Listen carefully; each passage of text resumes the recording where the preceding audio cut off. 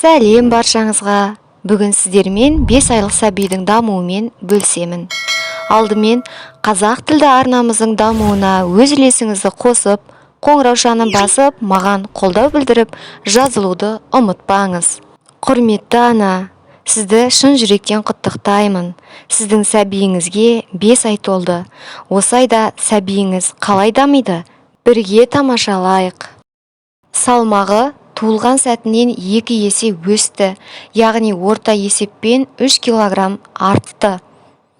Жалпылама әр баланың дамуы әртүрлі болғандықтан, салмағын жалпылама 6 немесе 9,3 килограмм аралығын қамтиды.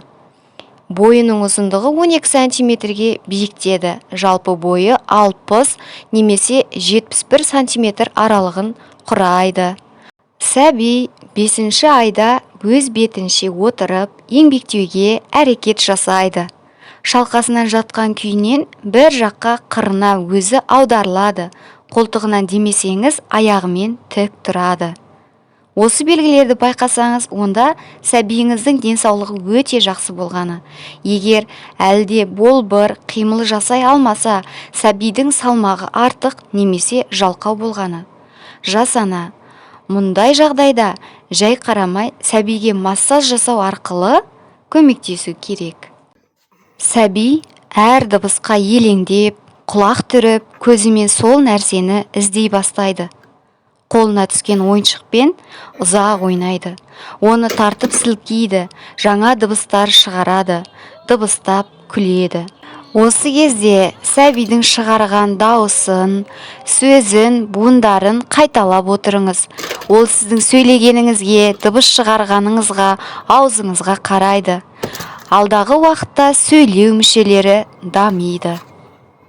Ұйықтар алдында, қазір ұйықтаймыз деп, еркелетіп, күнделікті қайталап отырыңыз. Бір істі істер алдында не істейтініңізді мейірлене сәбиіңізге түсіндіріп айтыңыз.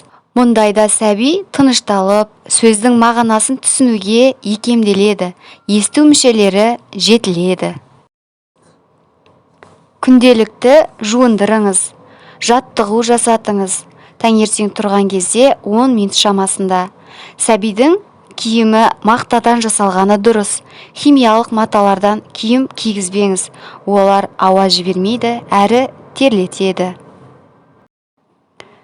Емізуді жалғастырамыз. Сәби денсаулығы үшін ана сүті ең пайдалы, қайталанбайтын нәрлі тамақ.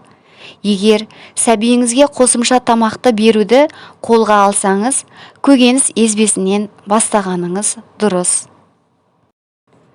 Екпесінің уақытылы алуын ұмытпаңыз. Сонымен бірге нәрестеңіздің, сәбиіңіздің әр айдағы дамуын менімен бірге бөлісіңіз.